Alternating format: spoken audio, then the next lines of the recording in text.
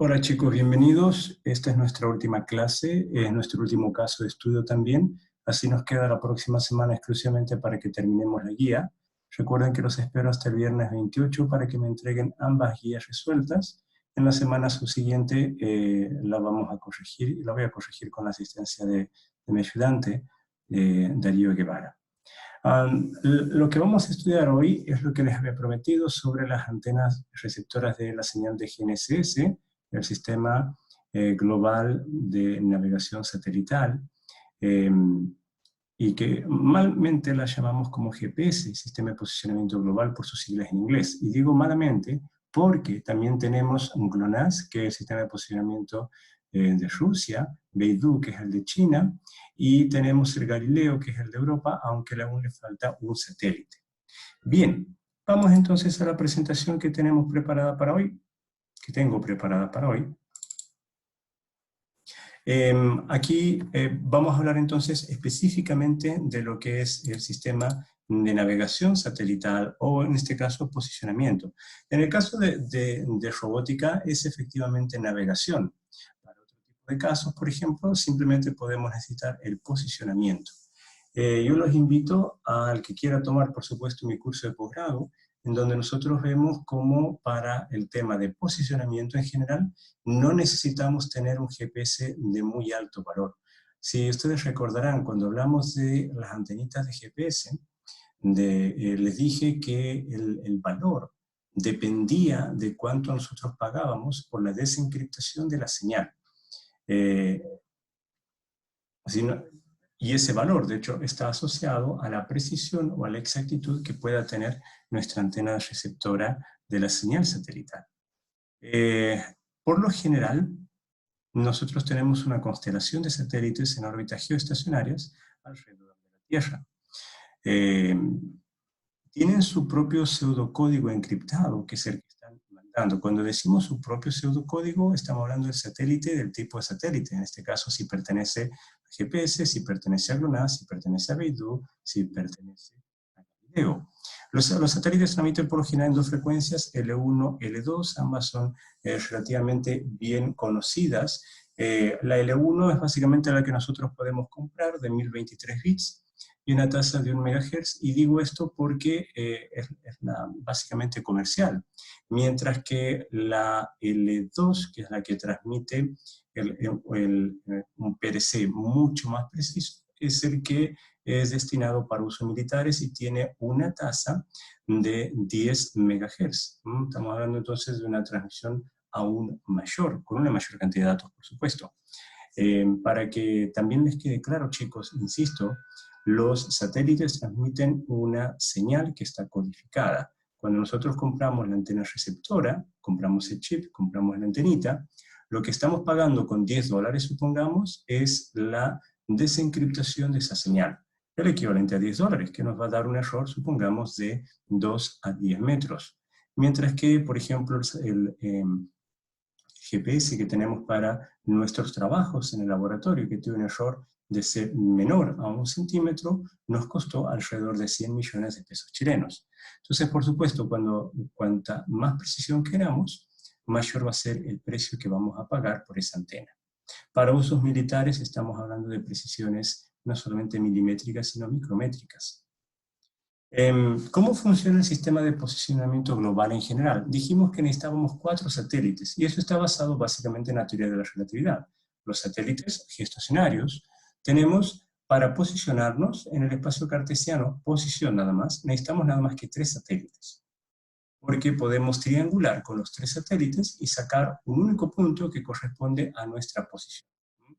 Lo que medimos es distancia. Aquí estos 3 primeros satélites, por ejemplo, lo que están haciendo es medir la distancia de la antena, en este caso el celular o cualquier elemento, cualquier dispositivo móvil que tenga la persona, medimos la distancia a los satélites. Con la distancia, que equivale al radio de un círculo, nosotros podemos hacer la triangulación y obtener una única posición. Ahora, el problema es que la señal que viaja de este primer satélite hasta nuestra antena, este otro satélite hasta nuestra antena y este otro hasta nuestra antena, no llegan todas al mismo tiempo. Aparte, la señal atraviesa el espacio y sabemos que las ondas electromagnéticas tienen una velocidad condicionada de 300.000 kilómetros por segundo. Entonces, lo que está sucediendo, chicos, es que nosotros vamos a tener un desfase en las mediciones de las distancias. Ese desfase lo podemos ver como una variable aleatoria que es el tiempo. Por lo tanto, nuestro sistema, para determinar la posición de la antena receptora, ojo que la comunicación no es bidireccional. Fíjense que nuestro problema en realidad se puede modelar como un problema que tiene 4 incógnitas. La distancia 1, la distancia 2, la distancia 3 y el tiempo que hace al delay o ralentización en la transmisión de la señal. Entonces, para compensar eso, el tiempo, es que ponemos una cuarta medición de distancia. Por lo tanto, por eso es que siempre decimos, para podernos posicionar, necesitamos 4 satélites. El problema es que no siempre los 4 satélites van a estar visibles al mismo tiempo. A ver, siempre vamos a tener 4 satélites visibles, pero no van a ser los mismos 4. La cantidad de satélites que hay hoy nos asegura que vamos a tener siempre en el horizonte, en un determinado horizonte, esto es el ángulo con el que regulemos la apertura de nuestra antena, vamos a tener los 4 satélites. Pero estos 4 satélites no siempre van a ser los mismos. Entonces, con estos 4 satélites nosotros ya tenemos redundancia de información respecto a la distancia, y por eso es que nosotros podemos determinar entonces la distancia a la que nos encontramos de los satélites. Podemos compensar entonces esta variable aleatoria tiempo. Ya la vamos a ver en ecuaciones para que quede un poquito más claro. La señal en realidad sufre muchas cosas, sufre desde refracciones, reflexiones, inclusive la señal de GPS puede estar ocluida por follaje denso o inclusive por edificios. Cuanto más cerca estemos de una pared, más probable es que haya interferencia. Dependiendo ahora la técnica que nosotros estemos utilizando, es que vamos a tener un cierto nivel de precisión en nuestras antenas de GPS. Si es la típica PRC, ya sea por L1 o por L2, estamos hablando de precisiones de 10 a 100 metros que ahora han bajado, que van de 2 a 10 metros o un poco más. Siempre a nivel absoluto, porque nos estamos posicionando en coordenadas celestiales. Luego hablamos del el GPS diferencial, de GPS. Ya lo vamos a ver cómo funcionan, y que tiene una precisión de 1 a 5 metros, ahora la han bajado, llega a de 1 a 5 centímetros de hecho. Y por último tenemos con desfase el CDGPS, que lo vamos a estudiar también, que es menor a 5 centímetros, en particular el que nosotros tenemos, que hoy es menor a 1 centímetro. Vamos a ver cómo funciona el GPS diferencial en este caso. Es cuando nosotros tenemos 2 estaciones receptoras, una estación estática y otra estación que se mueve. Esto es indistinto cuál es la estática y cuál es la que se mueve. Ambas estaciones son iguales. Lo que sucede es que ambas estaciones están recibiendo las señales de los mismos GPS, de los mismos satélites, perdón, y aparte se comunican entre ellas. Por lo tanto, cada una de ellas tiene su propio GPS, puede estimar su posición y la mejora respecto a la que tenemos en estática. ¿Por qué digo esto? Porque cuando nosotros ponemos un GPS, y esto lo enseño en el posgrado, cuando lo dejamos quieto al GPS, y empezamos a adquirir mediciones por la ley de los grandes números, a medida que estas mediciones tienden a infinito, supongamos un GPS que adquiere 10 mediciones por segundo, en 10 segundos vamos a tener 100 mediciones. Y ustedes saben que si hacemos el promedio, nos aproximamos al valor real. Y lo mismo si adquirimos 1000 mediciones, etc. Suficiente con que lo dejemos, supongamos, un minuto. En un minuto tenemos 600 mediciones, y con 600 mediciones vamos a tener, hacemos el promedio, un valor que es muy próximo al valor real. Y a medida que aumenta el tiempo, porque una de las estaciones está estática, vamos a tener más mediciones y más mediciones, entonces el error entre el valor estimado de la posición y el valor real va a tender a 0. Y como hay comunicación entre ellas, y la comunicación entre ambas estaciones es en una distancia corta, estamos hablando de pocos kilómetros, entonces ahí, digamos, no va a interferir tanto lo que ya le sucede al viaje de miles de kilómetros entre la señal satelital y nuestra antena. Estos son pocos kilómetros, entonces la variable temporal acá la podríamos despreciar. Entonces vamos a tener ya unas 5 mediciones acá de distancias, de las cuales una va a tener un bajísimo error. Y con eso nosotros ya podemos minimizar entonces el error de localización en lo que va a ser la estación móvil, que es la que le vamos a poner al vehículo. Las que funcionan con acarreo de fase es bien parecido a lo que, a ver, en las cámaras, recuerden que trabajamos con cámaras TOF, que es tiempo de vuelo, había un disparo, pero también habíamos visto el LiDAR que funcionaba con una modulación de la señal. Lo mismo sucede acá, nosotros podemos tener no la señal electromagnética, así tal cual la que manda codificada el satélite, sino que la podríamos modular. Y a esa modulación, nosotros a la misma señal, lo que hacemos es, de dos satélites diferentes, podemos medir el desfase entre ellas. Por supuesto, asumiendo que podemos medir hasta un desfase, supongamos, de 180 grados. Bueno, eso cuando tenemos una apertura de 180, lo cual es poco probable.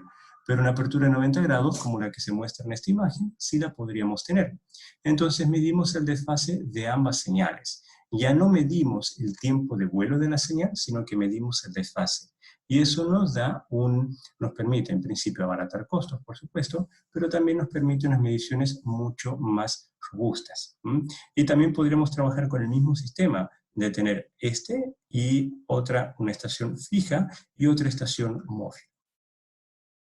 ¿Cuáles son las ecuaciones? Miren acá, esto es bien simple. La ecuación de distancia es la que tenemos acá como rho tilde sub i. Esto corresponde al iésimo satélite, donde E1, E2 y E3 son las coordenadas celestiales de nuestro satélite, mientras que X, Y y Z son las coordenadas cartesianas en algún sistema de referencia de nuestra antena receptora.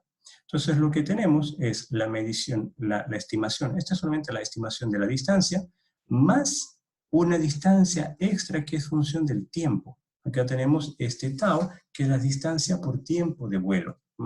Cuanto más lejos esté, el error por la distancia y tiempo de vuelo va a ser mayor. Y por supuesto, un ruido que siempre va a estar presente.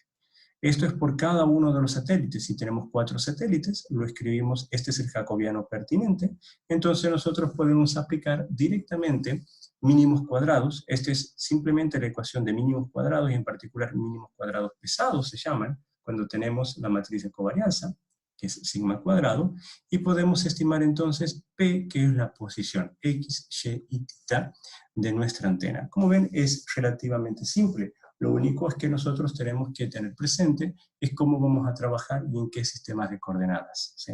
¿Se acuerdan que en la clase pasada vimos uno que se llamaba ENU y cosas así? Bueno, eso es algo que siempre tenemos que tener presente y ser coherentes a la hora de trabajar. El otro tema que quería que conversemos es sobre scan matching. Para mí, el posicionamiento satelital termina con lo que les acabo de decir, que es relativamente simple. Y no hay mucho más para hacer, por cuanto hay muchas APIs que podemos utilizar. De hecho, toda la investigación que hoy hacemos nosotros con GPS, utilizamos las mismas APIs que proveen los buscadores, desarrolladores como Google o inclusive Microsoft. Y bueno, en particular yo les mostré una que era el OpenStreetMap, y nosotros podemos cargar entonces las mediciones de GPS, tanto de latitud, longitud y altitud, y podemos graficar. Lo que quería conversarles ahora es sobre scan matching. Scan matching es una técnica donde manejamos nubes de puntos con templates, y los templates son dos nubes cualesquiera de puntos. Aquí tenemos un template que está en blanco y el template que está en negro. La técnica de scan matching consiste en mover. Tenemos el template, que es nuestra referencia, el que está en blanco, y el otro que le vamos a llamar target. Target es el que tenemos en blanco, y el template es el que tenemos en negro.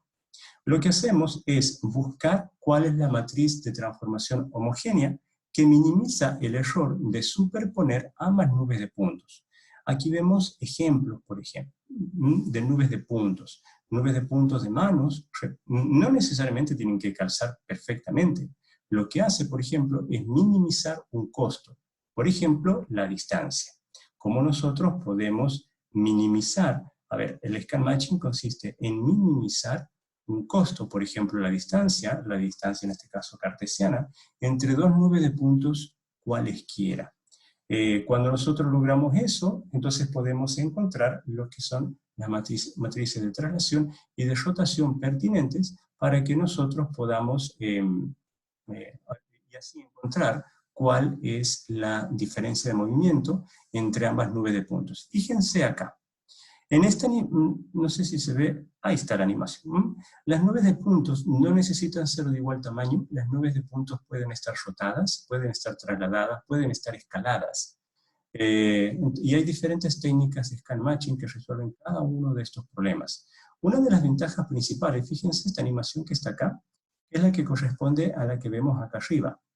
Cuando al robot le colocamos un LiDAR y va adquiriendo una nube de puntos 3D, lo que podemos hacer, la clase pasada nosotros vimos navegación inercial. Bueno, también podemos navegar a partir de nubes de puntos, porque vamos haciendo el matching entre nube de punto y nube de punto, y así nosotros podemos encontrar cuál es la traslación y la rotación correspondiente entre dos nubes cualesquiera. Y de esa manera encontrar la traslación y rotación que ha sufrido el sensor montado sobre el vehículo. Por lo tanto, podemos estimar la pose del vehículo para cada nube de punto adquirida. Ahora, esto es en el caso más ideal. En realidad lo que sucede es que para que esto funcione, nosotros necesitamos tener cierta cantidad de datos redundantes, como así también la nube de puntos tiene que tener suficiente información o entropía para poder tener un matching exitoso. Pero todo eso lo estudiamos con detalle también en el posgrado. Solamente se los dejo ahí como caso de estudio, como extra, digamos, porque aplicar las técnicas de scan matching, si bien es algo que está resuelto, tenemos varias librerías, requiere de un análisis matemático que escapa a los objetivos de este curso. Sin embargo, yo les presento acá muy a la ligera de lo que se trata. Nosotros tenemos, fíjense, el sensor está viendo el mismo objeto desde dos puntos diferentes. Esto es parecido a lo que sucede con cámaras estéreo. Tenemos el mismo objeto de dos puntos diferentes, cada una de las imágenes, por decirlo de alguna manera, que adquirimos son nubes de puntos. La información que adquirimos es nube de puntos. Lo que queremos encontrar entonces es, siendo que es el mismo objeto, acá tenemos una captura, acá tenemos otra, entonces, ¿cuál es la transformación? Y esto es la traslación y la rotación que ha sufrido el sensor. Entonces, al final terminamos otra vez en un problema de esta naturaleza, donde H no es otra cosa que un jacobiano asociado, bueno, que lo tenemos de hecho definido acá, que consiste en las rotaciones y traslaciones correspondientes que sufren los sensores. Entonces, también podemos resolver el problema de scan matching con mínimos cuadrados. Esta es la expresión, perdonen, que no se los dije, pero esta es la expresión de mínimos cuadrados. Y no voy a entrar en más detalles porque esto lo vemos en el posgrado. Pero para que les quede claro, chicos, nosotros podemos navegar utilizando odometría, que sabemos que sirve solamente para cortas distancias. Podemos navegar utilizando GPS, o la antena GNSS, perdón. Podemos navegar utilizando IMUS, y ahora podemos navegar solamente utilizando sensores exteroceptivos para crear nubes de puntos. Hay mucho sobre esto, para el que quiera leer más, yo con gusto le comparto o les explico más esta temática. Hay mucho de programación, ¿sí? Y hay poco de hardware en esto, porque es más de las áreas de las ciencias de la computación. Sin embargo, hoy por hoy, nosotros podemos navegar basados en diferentes tipos de sensores y también podemos fusionar todos ellos. Y con eso, chicos, yo termino los casos de estudio y termino la temática que tenía para darles en este curso. ¿Por qué es que decidí incluir scan matching? Es porque hoy por hoy esto puede funcionar en lo que es minería subterránea. Se los dejo ahí nada más como inquietud para el que quiera explorar esto un poco más y quién sabe en el futuro hacer algo. Gracias, chicos.